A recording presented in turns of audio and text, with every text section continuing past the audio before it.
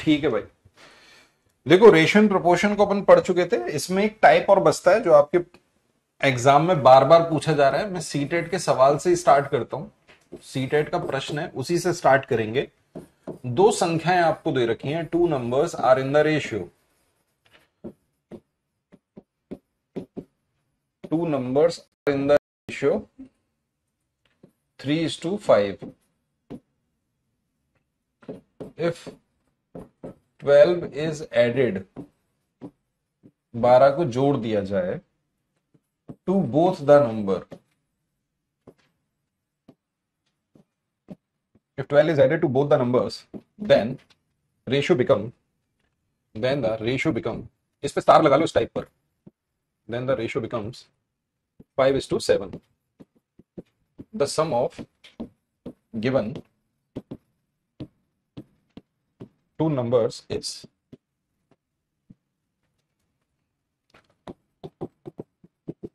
दो संख्याएं या दो संख्याएं 3:5 के अनुपात में है।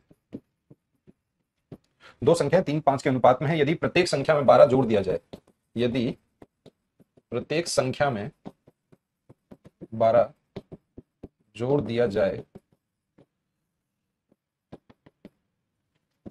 यदि प्रत्येक संख्या में 12 जोड़ दिया जाए तो यह अनुपात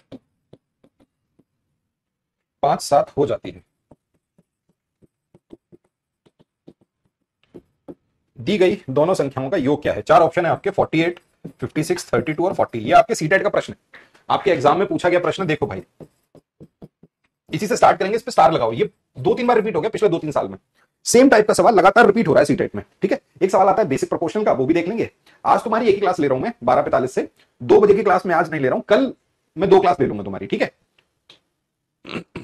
कल मैं तुम्हारी 2 क्लास ले लूंगा, आज मैं तुम्हारी एक ही क्लास ले रहा हूं।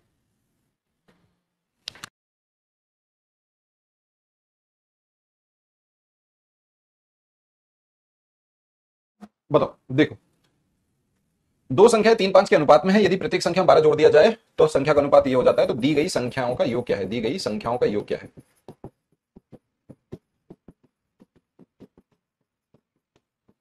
लो भाई, कल आपका सिलेबस मैं कंप्लीट कर दूंगा, कल आपका सिलेबस कंप्लीट हो जाएगा। ठीक है, कल हम इसे कंप्लीट कर देंगे सिलेबस को, सिलेबस आपका कल कंप्लीट हो जाएगा। अब देखो अनुपात आपको ये दे रखा है, मैं बिल्कुल सबसे पहले बेसिक से करता हूं, एकदम बेसिक से, कि भाई आपको दो संख्याएं हैं, कुछ भी हो सकती है, ए बी कुछ भी मान लो, वेरिएबल मान लो या कुछ भी रोमन नंबर मान लो।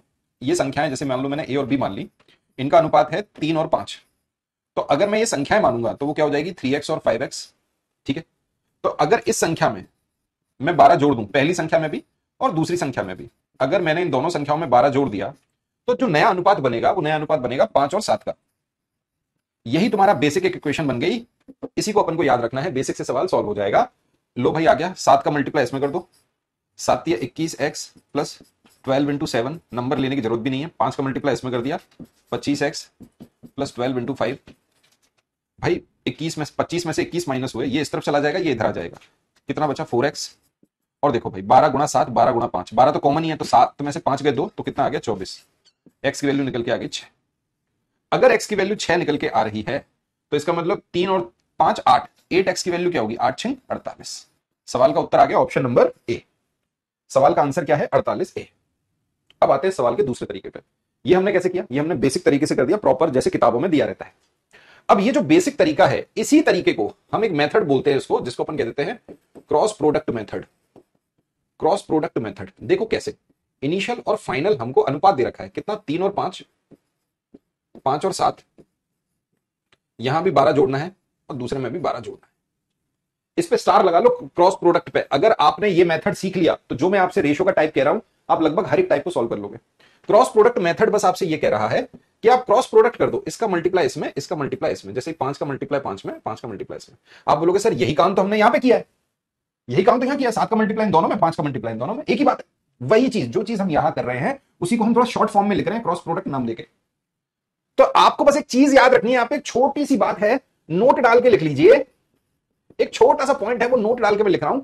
यदि दोनों संख्याओं में जोड़ा जाए, प्लस किया जाए, यदि दोनों संख्याओं में माइनस किया जाए, मेरी बात समझना गौर से, यदि दोनों संख्याओं में 12 जुड़ रहा होता, और यही सवाल में बोला था 12 इज सब्ट्रैक्टेड, 12 को दोनों में से घटाया जाता, तो इस कंडीशन में आपको जब ये क्रॉस प्रोडक्ट होगा तो इसका क्या लेना होगा, डिफरेंस, अंतर। क्या बोलती है पब्लिक? ठीक है भाई, पॉइंट समझ में आ रहा है? यदि एक में जोड़ा जाए दूसरे में घटाया जाए, या एक में घटाया जाए दूसरे में जोड़ा जाए, मेरी बात समझ, यहां 12 जोड़ा जाता, यहां 12 घटाया जाता, या 12 यहां घटाया जाता, यहां 12 जोड़ा जाता, तो इस कंडीशन में क्या होगा, इस कंडीशन में हो जाएगा ऐड, मतलब योग। बस भाई ये छोटी सी बात आपको समझानी थी, कुछ नहीं है बाकी, बस इस पॉइंट को लिख लो। अब तो उड़ाई दोगे, 7 या 21 25, हमेशा इन दोनों का तो अंतर लेना ही लेना है। ऊपर जो अंतर है ना, देखो 5 25, 7 या 21, 25 में से किस गए 4, 7 का मल्टीप्लाई 12 में, 7 का मल्टीप्लाई 12 में, 5 का मल्टीप्लाई 12 में। मुझे बताइए दोनों नंबर सेम है तो अंतर ले लो डायरेक्ट, 12 हटाओ, 7 में से 5 गए 2, 12 दूनी 24, 4 बराबर 24 के, आ गया। और दोनों का सम क्या होगा, 3 और 5 8, तो भाई 8 बराबर 4, 24 के तो 8, 24 दूनी 48। ये रहा सवाल का उत्तर। मुझसे अगर अलग अलग संख्याएं भी पूछी जाती तो भी हम बता सकते थे, 4 बराबर 24 के, 1 बराबर 6 के, तो एक संख्या क्या होती, 3 बराबर 18 और 5 बराबर 30, एक संख्या होती 30, दूसरी संख्या हो जाती 18। बोलो बताओ, ठीक है? आप बोलोगे सर मजा नहीं है। भाइयों बहनों मित्रों, मजा नहीं आ रहा है क्या? हम किसी एक और तरीके से इसको सॉल्व करके दिखाएं? दो तरीके से तो हमने इसको सॉल्व कर दिया।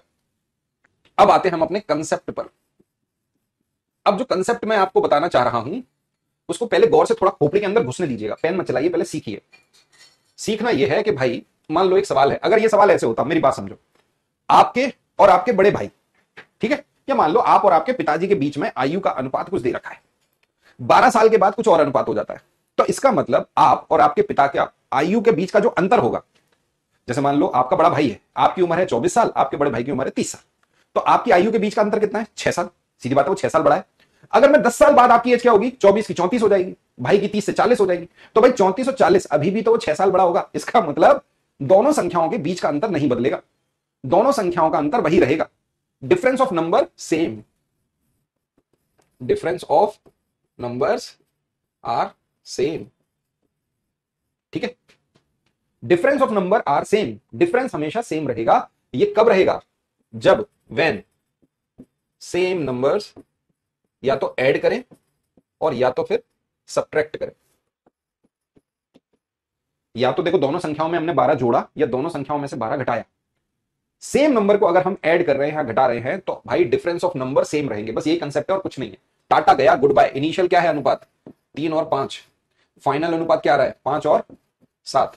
दोनों के बीच का अंतर कितना है, आप बोलोगे 5 में से 3 गए 2, ये मैं डिफरेंस निकाल रहा हूं, मैं मेंशन कर देता हूं, 7 में से गए 2, इसका मतलब डिफरेंस सेम है मित्रों, डिफरेंस सेम है। अगर नहीं होता तो सेम करना होता है, एलसीएम एलसीएम लेके। बस भाई 3 से 5 हो रहा है 2 बढ़ रहा है, 5 से 7 हो रहा है 2 बढ़ रहा है, बस भाई इसका मतलब 2 की वैल्यू सवाल में कितना बढ़ रहा है, 12, 12 बढ़ाया जा रहा है। 2 बराबर 12 के, तो 5 और 3 सम कितना आ गया, 8, 2 चौक 8, 12 चौक 48। मुश्किल से सेकंड, मुश्किल सेकंड लगेंगे आपको, ठीक है?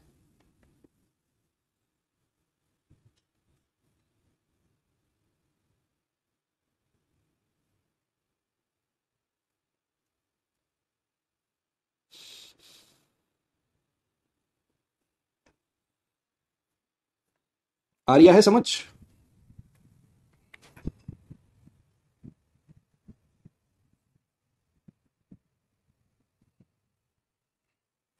लो भाई,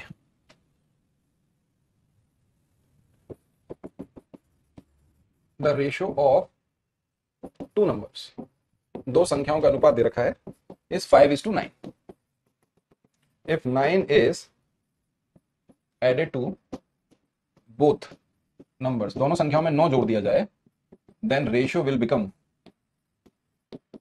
तो रेशियो क्या हो जाएगा, 16:27। Find the second number. चलो करो, बताओ उड़ाओ।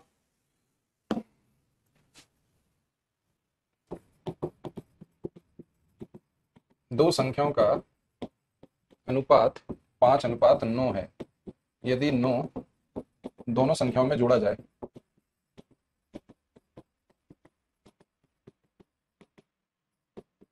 तो अनुपात 16:27 हो जाता है।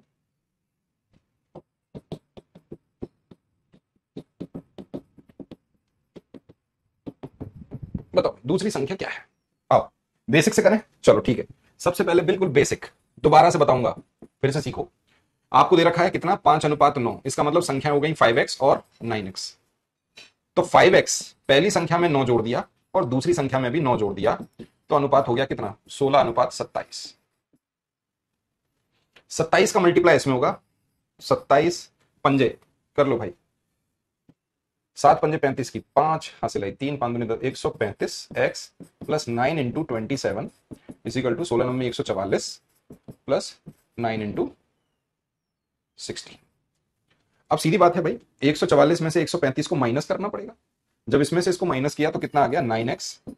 और सीधी बात है भाई, 16 और 27 इनका डिफरेंस निकाला तो कितना आ गया, 99। x की वैल्यू आ गई 11। अगर x की वैल्यू 11 है, मेरी बात समझना गौर से, अगर x की वैल्यू कितनी आ गई, 11 आ गई, है कि नहीं। अगर x की वैल्यू 11 है तो मुझे बतानी है दूसरी संख्या क्या होगी, 9x। तो 9x की वैल्यू आएगी तो 99 है सवाल का उत्तर। कितनों का आ रहा है बताओ। अब करें क्रॉस प्रोडक्ट से, दूसरे तरीके से करते हैं, ठीक है। बिल्कुल इसी बेसिक को हम क्रॉस प्रोडक्ट में देखते हैं। स्टार लगा लो इसके ऊपर, हर तरह का सवाल इससे सॉल्व हो जाएगा क्योंकि ये बेसिक ही है। इनिशियल अनुपात कितना है, 5 और 9। इनिशियल अनुपात है 5 और 9। फाइनल कितना हो गया, 16 और 27। इसमें भी 9 जोड़ा जा रहा है और इसमें भी 9 जोड़ा जा रहा है। 27 का मल्टीप्लाई 5 में 135 और 16 का मल्टीप्लाई 9 में 144। ऐसे ही 27 का मल्टीप्लाई 9 में और 27 का मल्टीप्लाई 16 का मल्टीप्लाई 9। जब यार ये संख्या सेम है और मुझे पता है अगर दोनों में प्लस होगा या दोनों में माइनस होगा तो डिफरेंस लेंगे, या एक में प्लस एक में माइनस, या एक में माइनस एक में प्लस, तो ऐड करेंगे। बस यही बात तो याद रखनी थी। आपको पता है तो दोनों में 9 जुड़ रहा है, तो भाई जब ये कॉमन है तो सीधे इन दोनों का अंतर निकाल लो। 27 में से 16 गए 11, 11 9 99, और इन दोनों का अंतर निकाला भाई कितना आ गया, 9। तो भाई 9 बराबर 99 के। आप मुझे बताओ आपकी दूसरी संख्या कितनी है, 9। 99 इस सवाल का उत्तर। आओ इसको दूसरे एक और तरीके से करें। कंसेप्ट ये कहता है कि अगर सेम नंबर को जोड़ा जाए या सेम नंबर को घटाया जाए, फिर समझो, सेम नंबर को जोड़ना और सेम नंबर को ही घटाना, इस कंडीशन में क्या होगा, इस कंडीशन में आपका जो अंतर है वो कभी नहीं बदलेगा। तो पहले था 5 और 9, अब हो गया 16 और 27। अब बोलोगे सर पहले अंतर कितना है, 5 में से 9 में से 5 गया 4 और 27 में से 16 गया 11। अंतर अलग अलग आ रहा है, देखो अंतर अलग अलग है। तो इस अंतर को सेम बनाने का मतलब इनका एलसीएम लिया, एलसीएम कितना आया, 44। तो 44 बनाया तो 11 का मल्टीप्लाई इधर और 4 का मल्टीप्लाई इधर, 11 का मल्टीप्लाई इधर तो 11 का मल्टीप्लाई इधर भी और 11 का मल्टीप्लाई इधर भी, ये हो गया 55, ये हो गया 99। 4 का मल्टीप्लाई इधर भी, 4 का इधर भी, 4 का इधर किया, ये हो गया 64, ये हो गया 61। अब बस ये देख लो 55 से 64 कितना बढ़ रहा है, आप बोलोगे सर 9 बढ़ रहा है। ऐसे ही 99 से 108 कितना बढ़ रहा है, आप कहोगे सर 9 बढ़ रहा है। सवाल में कहा गया है संख्या 9 बढ़ेगी दोनों में, इसका मतलब दूसरी संख्या कितनी है, 99। यही सवाल का उत्तर है। सबसे बेस्ट तरीका यही है, क्रॉस प्रोडक्ट सबसे बेस्ट।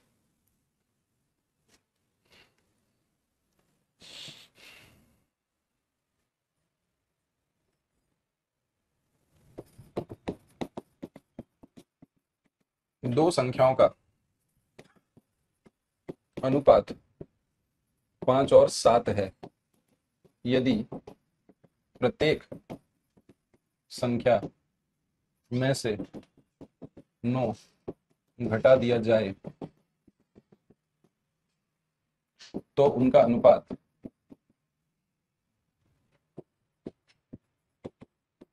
7:11 हो जाता है। दी गई संख्याओं या इन संख्याओं का अंतर क्या है, करके बताओ। ज्योमेट्री भी आता है सीटेट में, पूछ रहे हो कि बता रहे हो, तुमको यही नहीं पता क्या आता क्या नहीं आता है। तैयारी कैसे कर रहे हो, कहां से आए बेटे, क्या कल ही जंगल से निकले हो हैं, कहां गए थे 48 घंटे की, क्या करने गए थे। बच्चा इतना क्यूट है हमारा, इतना नादान है, इतना भोला, इतना मासूम है, इसे सब पता है। प्रशांत सब पता है बेटा तेरे को, बस तेरे को ये नहीं पता क्या आ रहा है एग्जाम में। अबे पढ़ ले, क्या होगा भाई, इस बार दोनों संख्या में से 9 घटाना है, क्या करेंगे भाई इस, अच्छा इसकी इंग्लिश लिख दीजिए। बेटा अगर तुम इस सवाल की इंग्लिश नहीं लिख पा रहे ना तो तुम इंग्लिश मीडियम के नहीं हो, और तुम इसकी इंग्लिश की हिंदी नहीं बना पा रहे तो तुम हिंदी मीडियम के नहीं हो। इतनी इंग्लिश इतनी हिंदी हर किसी को आनी चाहिए। 5वीं क्लास के बच्चे से पूछ लेना इसकी इंग्लिश क्या है, बता देगा, अगर वो ढंग से पढ़ने वाला बच्चा है तो। हाँ अगर वो तुम पे चला गया है तुम्हारे घर का तो बस फिर तो कुछ कह ही नहीं सकते। If ratio of two numbers, बताओ बताओ कितना कठिन सवाल है जो अंग्रेजी में इसको आप लिख नहीं पा रहे। The ratio of two numbers is 5:7 if 9 is subtracted, बताओ भाई साहब, from each number English, then ratio will become then ratio will become 7:11. Then what is the difference between these number?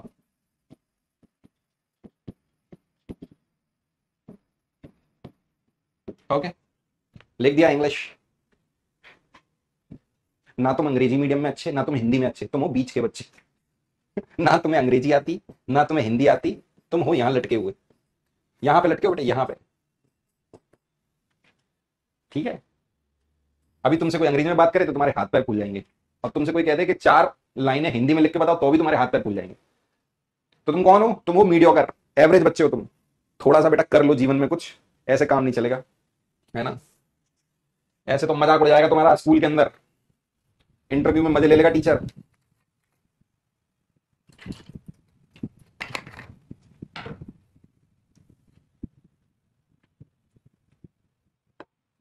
Hindi आती है, अंग्रेजी में पढ़ाएंगे, अंग्रेजी में। ओके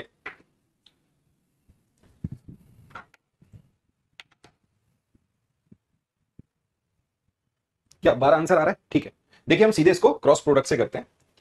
मैं फिर से लिख देता हूं, बार बार लिख रहा हूं, और यही मेथड आपका हर एक सवाल पे लागू होगा। स्टार लगा लीजिए, this is the best way to solve these kind of question. Okay 5 और 7 अनुपात पहले दे रखा था, बाद में 7 और 11 हो गया। कब हुआ? जब इस संख्या में से भी 9 घट गया और इस संख्या में से भी 9 घट गया, दोनों में से घटा। अगर दोनों में से घट जाए या दोनों में जुड़ जाए तो हमें क्या लेना है? डिफरेंस लेना है। किनका डिफरेंस? इन संख्याओं के क्रॉस प्रोडक्ट का। पुनः हम आपको समझा देते हैं इनका। अगर आप करोगे जैसे 11 9 99 और 7 9 63, दोनों का अंतर निकाला, 9 में से 3 गए 6 बचे, और 9 में से 6 गए 3 बचे 36। ओके इसका इसमें मल्टीप्लाई, इसका इसमें 55 49, दोनों का अंतर कितना है भाई? आप बोलोगे सर 6। अगर दोनों एक माइनस एक प्लस या एक प्लस एक माइनस दिया हो तो ऐड कर लेना, बस यही छोटी बात बार बार मैं आपको लिख लिख के बता रहा हूं। अगर आप एक बात बताओ, संख्या तो सेम थी दोनों माइनस करने वाली, अगर मैं 11 को 11 में से 7 माइनस कर देता तो 11 में से 7 गए, कितना बचा? 4, तो 4 9 36 वैसे भी आ जाता। मुझे ओरली करना था इसको। 6 बराबर 36 के मुझे दोनों संख्याओं का अंतर बताना है। 5 में से 7 में से 5 चले गए, 2 की वैल्यू बतानी है भाई। 3 से काटा, 3 से काटा, आंसर आ गया 12। दोनों का अंतर आ रहा है 12। या तो दोनों का सम पूछा जा सकता है, अंतर पूछा जा सकता है, या फिर दोनों ही संख्याएं पूछी जा सकती हैं। पहली संख्या क्या होगी, दूसरी संख्या क्या? कहीं कोई दिक्कत है? बताओ। हो गया सवाल सॉल्व? ठीक है, हमारा दूसरा तरीका है कंसेप्ट का।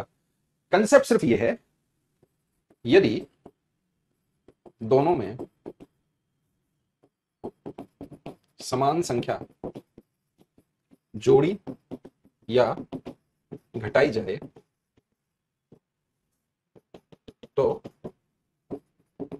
संख्याओं का अंतर समान रहता है। मैं बार बार इस बात को लिखा रहा हूं, यही कंसेप्ट है कि अगर दोनों नंबरों में सेम नंबर को जोड़ा जाए या घटाया जाए तो फिर हमेशा उनका जो डिफरेंस है वो सेम रहेगा। इनिशियल क्या है? 5 और 7, अंतर आया 2। अब हो गई फाइनल 4 और 11, अंतर आया 4। आप मुझे बताओ, अंतर तो दोनों का अलग अलग है, ये 4 है और ये 2 है, दोनों का अंतर सेम करना है। 2 का मल्टीप्लाई इधर, ये बन गया 4। जब 2 का मल्टीप्लाई इधर किया तो 2 का इधर भी करोगे और 2 का इधर भी करोगे, तो ये कितना हो गया? 10 और 14। अब हो गया 14 में से 10 गए, 4 बचा। कहीं कोई दिक्कत है? आप देख पा रहे हो 10 से 7 हो रहा है, इसका मतलब कितना कम हो रहा है? 3 कम। 14 से 11 हो रहा है, इसका मतलब कितना कम हो रहा है? 3 कम। सेम नंबर कम हो रहे हैं, तो 3 की वैल्यू सवाल में किसके बराबर? 9 के, क्योंकि 9 कम हो रहा है। दोनों का अंतर कितना है? 4। 4 की वैल्यू बतानी है। अगर 3 की वैल्यू 9 है तो 1 की वैल्यू 3, तो 4 की वैल्यू 4 3 12। ये सवाल का उत्तर है। उत्तर है 12 मेरे यारा। अब अगर कोई तुम्हें दिक्कत आ रही है तो कसम से कह रहा हूं, ये ग्लास फेंक के मार दूंगा कैमरे में से, सीधे तुम्हारे हाथ में जाके लगेगा। हाथ में क्या को लगेगा? सीधे तुम्हारे यहां लगेगा, माथे पे। अब मत बोलना नहीं आया समझ में। साउथ इंडियन मूवी देखिए, ऐसे करता है ना वो, ऐसे ही बोल रहा हूँ मैं तुमको, फालतू की बातें नहीं। कहाँ ध्यान है तुम्हारा? है क्यों नहीं है क्लास पे ध्यान? कौन तुम्हारा ध्यान खींच ले गया है अपनी ओर?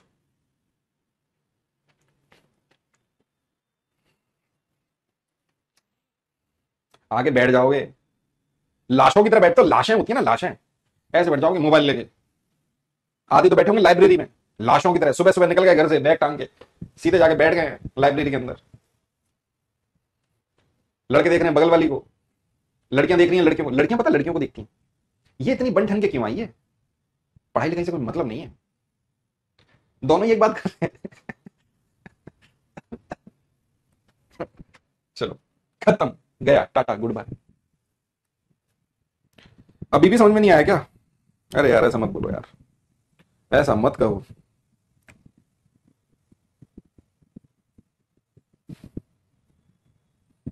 ठीक है, डन है।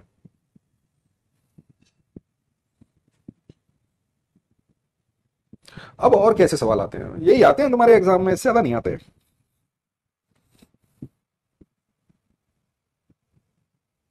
चलो एक सवाल और लिख लो।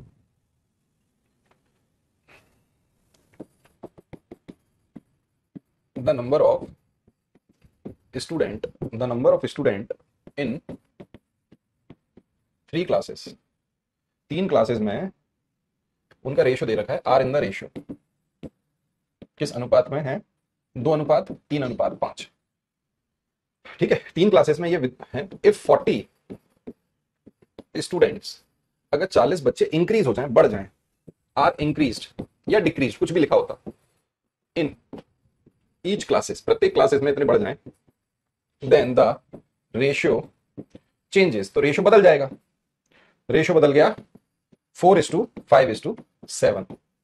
The total number of student originally, या इनिशियल टोटल नंबर क्या है बताओ, या सम बताना है मेरे को। Originally total number of students was, कितने बच्चे थे? ओरिजिनली मतलब प्राथमिक रूप से कितने बच्चे थे। देखना, इस बार हमको 3 अनुपात दे रखे हैं, हम 3 संख्याएं भी कह सकते थे। इस बार बोल दिया कि भाई 3 क्लासेस में स्टूडेंट की संख्या ये है, तो हम 3 संख्याएं भी कह सकते थे सवाल के अनुसार, तो है ना कि भाई 3 संख्याएं, ऐसा बोल देते। मेरी बात को गौर से समझो, है ना, एज वाले मिक्सचर वाले। नहीं भाई, सीटेट में नहीं आते, सीटेट में आएगा भी तो एक ही बात है, ऐसे ही होगा सॉल्व जैसे मैं करा रहा हूं। सवाल समझ में आ गया? 3 कक्षाओं में विद्यार्थियों की संख्याओं का अनुपात, 3 कक्षाओं में विद्यार्थियों की संख्याओं का अनुपात 2:3:5 है। यदि प्रत्येक कक्षा में 40 विद्यार्थी बढ़ जाएं, यदि प्रत्येक कक्षा में 40 विद्यार्थी बढ़ जाते हैं, तो अनुपात 4:5:7 हो जाता है। तो अनुपात क्या हो गया? 4:5:7। तो बताओ भाई, ओरिजिनली वास्तविक पहले विद्यार्थी कितने थे, ये आपसे पूछ रहा है। आपको 3 अनुपात दे रखे हैं, इनिशियली क्या दे रखा है? 2, 3 और 5, और फाइनल अनुपात हो गया आपका 4, 5 और 7। आपको कोई भी 2 अनुपात लेने हैं, चाहे आप इन दोनों को ले लो, चाहे आप इन दोनों को ले लो, कोई भी 2 अनुपात उठा लो, क्रॉस प्रोडक्ट लगा दो। लगा दिया भाई हमने, 2 और 3, और ये हो गया 4 और 5। 40 विद्यार्थी यहां जुड़े, 40 यहां जुड़े, ऐड हो रहा है। इसका इसमें मल्टी, 2 पंजे 10, 4 तिया 12, अंतर आया 2, मल्टीप्लाई इधर और मल्टीप्लाई इधर, दोनों का अंतर 1, तो 40, 2 बराबर 40। हमसे पूछा है टोटल नंबर ऑफ स्टूडेंट कितने थे। भाई 5 और 3 8 और 2 10, तो 10 की वैल्यू कितनी होगी? 5 और 20, 200 बच्चे थे पहले। ये लो, खत्म, टाटा, गया, गुड बाय। 2 की वैल्यू अगर 40 है तो 5 की वैल्यू, वो 10 की वैल्यू 200 होगी। ये हो गया क्रॉस प्रोडक्ट। कितना सेकंड लगा सवाल को सॉल्व करने में बताओ? और वैसे करना चाहो तो वैसे भी कर लो, 2 और 3 है और 4 और 5 है, दोनों का अंतर 1, दोनों का अंतर 1। ठीक है, जब अंतर सेम है तो कितना बढ़ रहा है? 2 बढ़ रहा है। ये भी कितना बढ़ रहा है? 2 बढ़ रहा है। इसका मतलब 2 की वैल्यू सवाल में कितना बढ़ रहा है? 40, 40। अगर 2 की वैल्यू सवाल में 40 है तो 10 की वैल्यू कितनी होगी? वही होगी 200। आप अगर इंडिविजुअल बच्चे बता देते क्लास में कितना बच्चा था पहले, तो 2 की वैल्यू 40, 3 की वैल्यू 60, 5 की वैल्यू 100, ये आ जाता 40, 60 और 100। ठीक है, चलो एक टाइप का और सवाल आया था, वो भी देख लो, बाकी खत्म।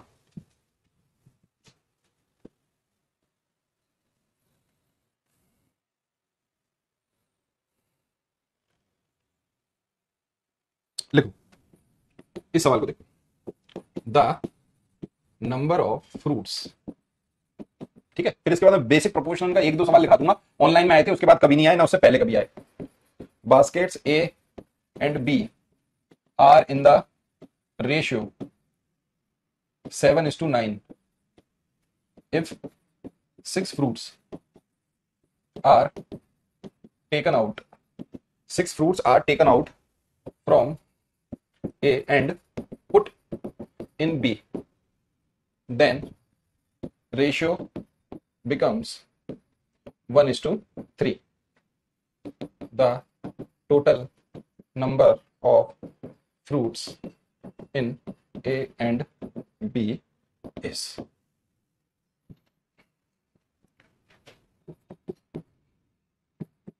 टोकरियों ए और बी में रखे फलों की संख्या में 7:9 का अनुपात है। यदि टोकरी ए में से 6 फल निकालकर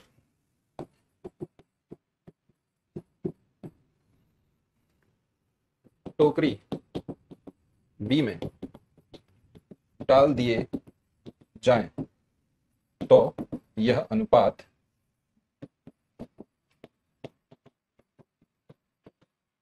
यह अनुपात 1:3 हो जाता है। ए और बी में कितने फल हैं? हम देंगे आपको 4 ऑप्शन सवाल में, 28, 32, 36, 40। 28, 32, 36, 40। क्या बोलती है पब्लिक? सवाल को उड़ा दें। अब इस प्रश्न में हमने क्या देखा? बिल्कुल बेसिक से करें, एकदम बेसिक से करते। बेसिक ये कहेगा कि भाई ए और बी का अनुपात था 7:9। इसका मतलब फल कितने थे? 7x और फल थे 9x। भाई साहब पहली टोकरी ए में से हमने 6 फल हटा दिए और दूसरी टोकरी 9x, इसमें फल हमने जोड़ दिए। ए में से 6 फल हटाए, दूसरे में 6 फल डाल दिए। ए में से 6 फल हटा दिए, दूसरे में 6 फल डाल दिए। अनुपात कितना हो गया? अनुपात हो गया 1/3 का। अरे वाह! अगर 3 का मल्टीप्लाई इसमें कर दूं, 7 तिया 21, 6 तिया 18, 9x + 6। भाई इधर ये आ जाएगा, इधर जो आ जाएगा तो ये हो गया 12x इजिकल टू, ये इधर जाके प्लस हो जाएगा, ये हो गया 24, x इजिकल टू आ गया 2। अगर x 2 आ गया तो इन दोनों का सम कर लो, 9 और 7 कितना हो गया? 16। तो 16x की वैल्यू आ गई 16 दूनी 32। टोटल कितने थे? 32 फल थे।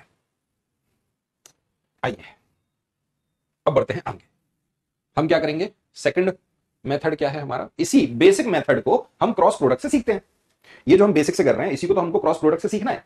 सेम मेथड को हम अपने क्रॉस प्रोडक्ट से थोड़ा शॉर्ट में कर लेते हैं। लो भाई, इनिशियल पहले था 7 और 9, अब हो गया 1 और 3। एक में से 6 हटा दिए, दूसरे में 6 जोड़ दिए। हमने आपसे कहा यदि एक में घटाया जाए दूसरे में जोड़ा जाए, या पहले में जोड़ा जाए दूसरे में घटाया जाए, ऐसी कंडीशन में क्या होगा? ऐड होगा। यदि दोनों में जोड़ा जाए या दोनों में घटाया जाए, ऐसी कंडीशन में क्या होगा? डिफरेंस होगा। ये छोटी सी बात आपको याद रखनी है क्रॉस प्रोडक्ट में, बस कर दो भाई। 6 का मल्टीप्लाई वो क्रॉस प्रोडक्ट कर दिया। आप बोलोगे सर 7 9 तिया 27, 9, दोनों का अंतर कितना आ गया? 12। ये दोनों नंबर सेम है, दोनों सेम है तो इन दोनों को जोड़ दो। 3 और 4, 3 और 1 4, 4 6 24, कितना आ गया? 24। 12 बराबर 24 के, तो 1 बराबर 2 के। टोटल कितना आ गया? 9 और 7 16, तो 16 दूनी 32। अगर आप चाहते तो ए और बी की वैल्यू निकाल सकते थे 7 और 9 की, तो 7 की वैल्यू 7 दूनी 14, 9 दूनी 18। एक में 18 फल थे, एक में 14 फल थे। ऐसे भी आप कर सकते थे। डन है। अब आते हैं तीसरे पे, हमारे कंसेप्ट पर। कंसेप्ट को समझो। कंसेप्ट ये है सम ऑफ रेशियो या सम ऑफ नंबर। देखो नंबर का सम या रेशियो का sum of ratio are same. Sum of ratio same रहेगा कब? बताओ मुझे, कब सेम रहेगा? जब same number is subtract from one number and add to other number. इसका मतलब हो गया, या इसका उल्टा भी हो सकता है, ऐड की जगह या सब्ट्रैक्ट ऐड, और यहां सब्ट्रैक्ट लिख सकते हो, या सब्ट्रैक्ट और ऐड लिख सकते हो, एक ही बात है।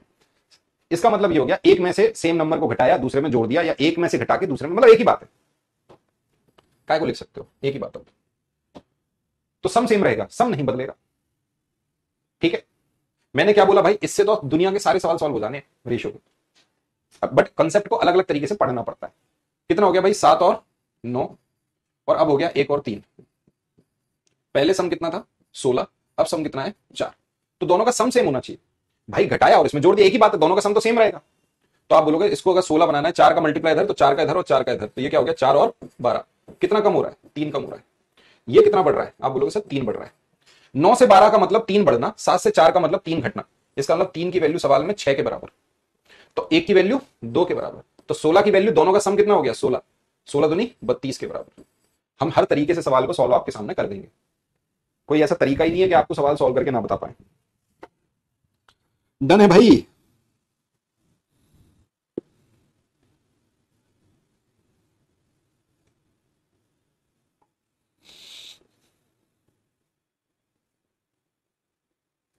ठीक है,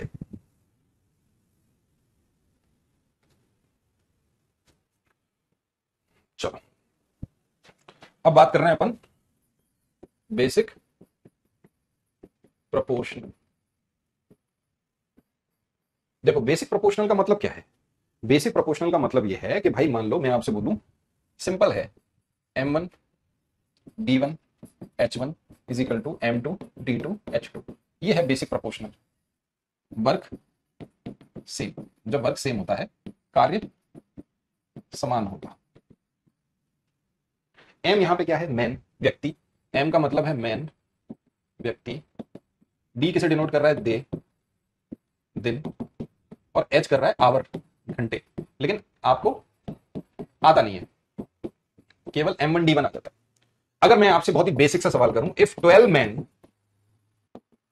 complete a work in 8 days, then 16 men can complete the same work in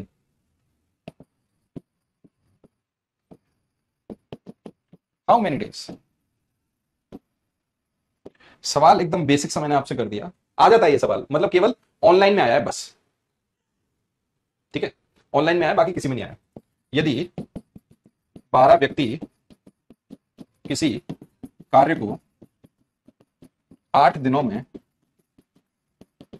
पूरा करते हैं, तो 16 व्यक्ति उसी कार्य को कितने दिनों में पूरा करेंगे।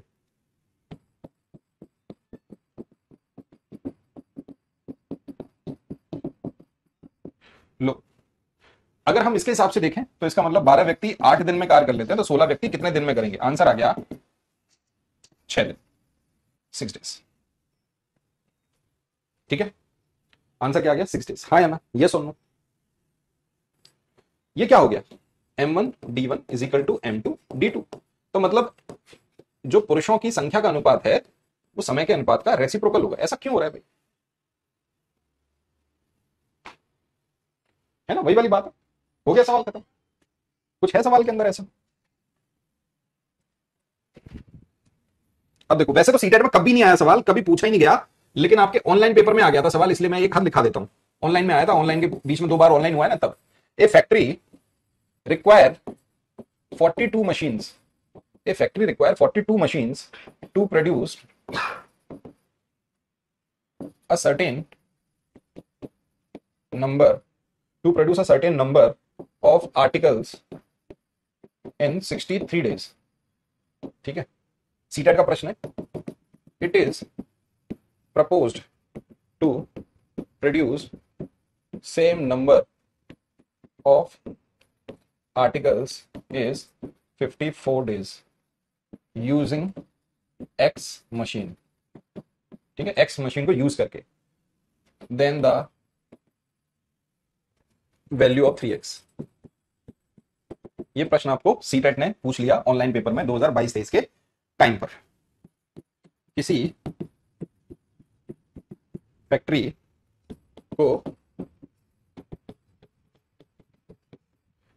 को कुछ वस्तुएं 63 दिन में निर्मित करने के लिए 42 मशीनों की आवश्यकता होती है। यह प्रस्ताव दिया जाता है कि इन्हीं वस्तुओं को X मशीनों का उपयोग करते हुए 54 दिनों में निर्मित किया जाए। यह प्रस्ताव दिया जाता है, कुछ नहीं है, सवाल को जानबूझ के बड़ा कर रहे हैं। दिया जाता है कि, यह प्रस्ताव दिया जाता है कि, सवाल को जानबूझ के बस बड़ा कर रहे हैं। इतनी ही वस्तुओं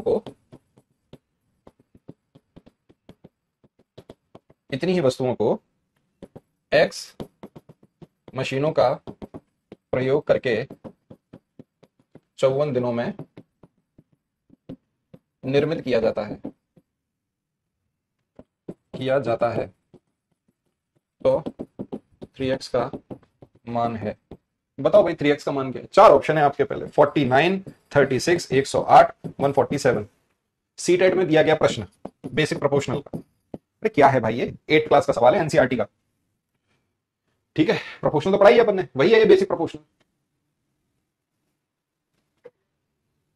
बताओ क्या है भाई, 63 दिन में 42 वस्तुओं का प्रयोग करना है और अब 54 दिनों में X वस्तुओं का प्रयोग करना है। नहीं कर पाओगे भाई?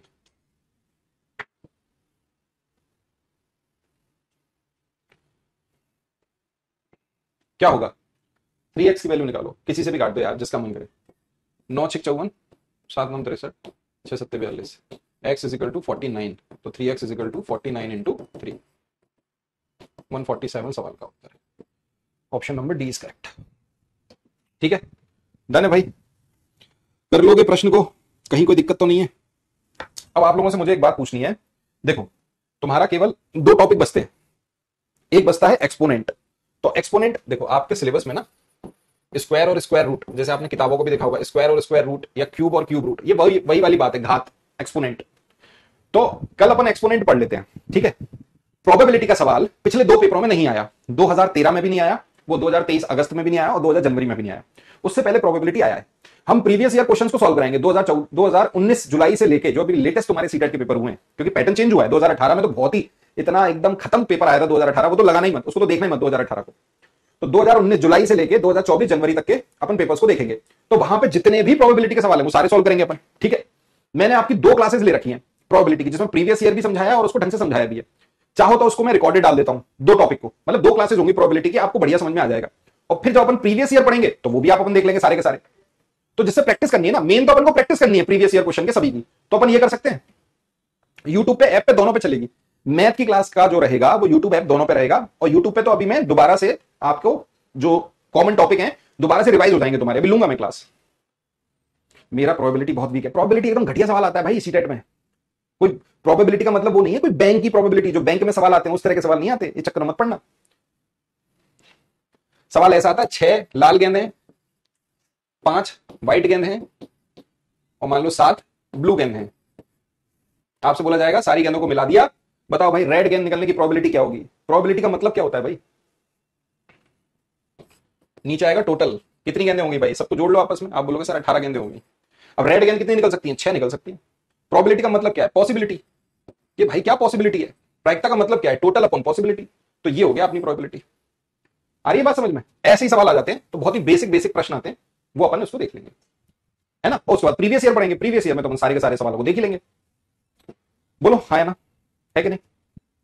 चलो, हाँ एक चीज है जो अपन को देख लेनी है,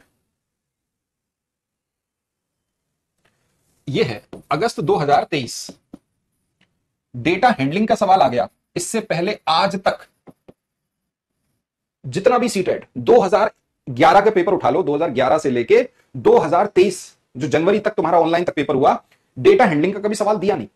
पिछले दो पेपरों में डेटा हैंडलिंग के प्रश्न दिए गए, और इन प्रश्नों को देखना जरा। प्रश्न क्या है? सुनीता ने प्री बोर्ड में मार्क्स ऑब्टेन्ड किए हैं, सब्जेक्ट उसके दे रखे हैं और उसके मार्क्स दे रखे हैं। सब्जेक्ट है अंग्रेजी, इंग्लिश, हिंदी, मैथ्स, साइंस और एसएसटी। इसके मार्क्स थे 72, इंग्लिश में 72, 84, 96, 80 और 68। ये आपको दे रखा है एक मार्क्स का चार्ट। आपसे पूछा गया, आपको सवाल दिया गया, if a pie chart is constructed के बे मतलब का लंबा चौड़ा बना के सवाल देते हैं सीटेट वाले, एनसीईआरटी के उठा उठा के, खोदते हैं पहाड़ निकलती है चुईया। सवाल के नाम पे कलम के सवाल होते हैं सारे। About data then what will be angle of the sector representing marks obtained by Sunita in maths. Hindi में भी सवाल लिख लीजिए। यदि उपर्युक्त आंकड़ों का एक पाई चार्ट, याद रख लेना पाई चार्ट पर ही सवाल आएगा अगर आता है तो, बनाया जाता है तो सुनीता द्वारा गणित में प्राप्त अंकों को दर्शाने वाले त्रिज्यखंड का कोण कितना है होगा। लो, चार ऑप्शन थे तुम्हारे, 75.6 degree, B option 72 degree, C option 86.4 degree और डी ऑप्शन था 64.8 डिग्री। अगस्त 2023 वाला सवाल है ये, कुछ नहीं आता, बहुत ही सिंपल आता है। सबसे पहले तुम पाई चार्ट को समझो। पाई चार्ट क्या होता है भाई? जो भी डेटा दिया होता है उसको हम एक पाई चार्ट में डिनोट करते हैं। और यहां पे मान लो इस तरीके से, जैसे मैं कह दूं ए बी सी डी और ई, ऐसे अपन ने इसको बांट दिया। अगर मैं एक कंप्लीट एंगल की बात करूं तो इसका मतलब 360 डिग्री जो एंगल होगा, अगर मैं प्रतिशत में बात करूं या मैं टोटल में बात करूं तो 360 डिग्री क्या होगा? टोटल। जो भी टोटल आंकड़ा दिया गया होगा, टोटल आंकड़े, वो 360 डिग्री के बराबर होंगे। क्योंकि भाई ये जो एंगल्स हम बनाएंगे, इन एंगल्स को हम बनाएंगे, ये जो एंगल्स है वो 360 डिग्री, और टोटल जो आंकड़ा दे रखा है वो इसके बराबर। तो यहां पे बस आप ये देख लो, इसको टोटल कर लो। देखो 8 और 2 10, 6 और 4 10, 20 हो गया। 20 का 0 हासिल आ गई 2। 8 और 8 16, 16 और 6 22, और 22 और 18 ये हो गया 400। ठीक है भाई, तो इसका मतलब टोटल आ गया 400। तो मैं बोल सकता हूं 360 डिग्री टोटल के बराबर 400 के बराबर है ना। हमारा गणित में नंबर कितने? 96 भाई। बस भाई 400 बराबर अगर 360 के, तो इसका मतलब एक अंक अगर मैं निकालूं तो वो 360 डिग्री बटे 400 हो गया, है कि नहीं? मुझे 96 की वैल्यू निकालनी है। गणित में 96 नंबर है ना, तो 360 डिग्री बटे 400 गुणा 96, बस यही था।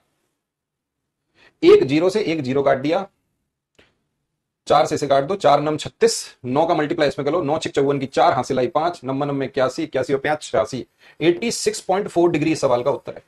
Option number C is correct. अब बताना मेरे को क्या था ये सवाल के नाम पे। अब जैसा ये सवाल आ गया वैसा इन्होंने पूछ लिया, तो बस याद रखना जनवरी 2024 में भी ऐसा ही प्रश्न आ गया। प्रोबेबिलिटी की मैं क्लास अपलोड करा रहा हूं, कल एक क्लास में अपन खत्म कर देंगे। कल आपका सिलेबस कंप्लीट है, उसके बाद केवल प्रैक्टिस शुरू कर देंगे अपन, ठीक है? लो भाई, आपको यहां पे दे गए हैं फ्रूट्स, कार्टन में रखे हैं फ्रूट्स हैं, और उनकी संख्याएं दे रखी हैं, नंबर्स। मैंगोज, आम दे रखे हैं 44 आम है। एप्पल्स दे रखे हैं 56। ऑरेंजेस दे रखे हैं 42। गुआवास ये दे रखे हैं 30, और प्रोमग्रेनेट ये दे रखे हैं आपको 38। अनार दे रखे हैं 38, अमरूद दे रखे हैं आपको 30, संतरे दे रखे हैं 42, ये रखे हैं सेब, और ये दे रखे हैं आम। टोटल कितना आता है? टोटल कितना आ रहा है? इसको जोड़ो, 8 और 2 10, 6 और 4 10, 20 की 0 हासिल आ गई 2, ये हो गया 9, 9 और 8 17, 17 और 9 26, 26 और 8 34, 34 और 6 40। ठीक तो है? सवाल है, if a pie chart is constructed, pie chart को बनाया गया फॉर द अबव डेटा, जो डेटा दिया गया है उसके लिए एक पाई चार्ट बनाया, what will be the angle of the sector representing Apple. Apples को जो रिप्रेजेंट कर रहा है बताओ। इस बार भी 4 ऑप्शन देंगे हम। 49.2 डिग्री, वो 79.2 डिग्री, 72, तीसरा ऑप्शन 96 डिग्री और चौथा ऑप्शन 100.8 डिग्री। यदि उपरोक्त आंकड़ों का एक पाई चार्ट बनाया जाता है तो उस त्रिज्यखंड का कोण क्या होगा जो सेबों को दर्शाता है।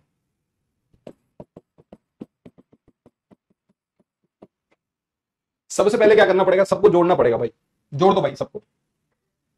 देखो भाई 6 और 4 10, 10 और 2 12, 8, कितना हो गया 20, 20 की 0, हासिल आई 2, 2 और 4 6, 6 और 5 11, 11 4 15, 15 और 3 18, 18 3 21, 210 आ रहा है। चेक कर लो भैया। ठीक है, डन है भाई, खत्म, टाटा गया, गुड बाय। सवाल के नाम पे कलंक है। टोटल 360 डिग्री किसके बराबर होगा, 210 डिग्री के। एक की वैल्यू 360 डिग्री बटे 210, और एप्पल कितना है भाई 56, तो बस 56 की वैल्यू निकालनी है। 360 डिग्री बटे 210 डिग्री गुना 56। बस भाई 0 से 0 काट दिया, 7 8 56, 7 21, 3 से काट दिया, 12 8 96, 96 डिग्री सवाल का उत्तर। Option number C is correct. ठीक है, तो बस ये याद रखना है, टोटल कंप्लीट एंगल सेक्टर का क्या रहेगा 360 डिग्री, और 360 डिग्री ही आपको टोटल डेटा के बराबर होता है, बस और कुछ नहीं। ठीक है, पाई चार्ट में। चलो भाई, प्रोबेबिलिटी की 2 क्लास अपलोड कराऊंगा कल। एक्सपोनेंट की क्लास लेके हम आपके सिलेबस को कंप्लीट करेंगे। उसके बाद हम प्रैक्टिस करेंगे धड़ल्ले से 2019 जुलाई से लेके 2024 तक के सारे सवालों को। ठीक है, बहुत बहुत शुक्रिया, धन्यवाद।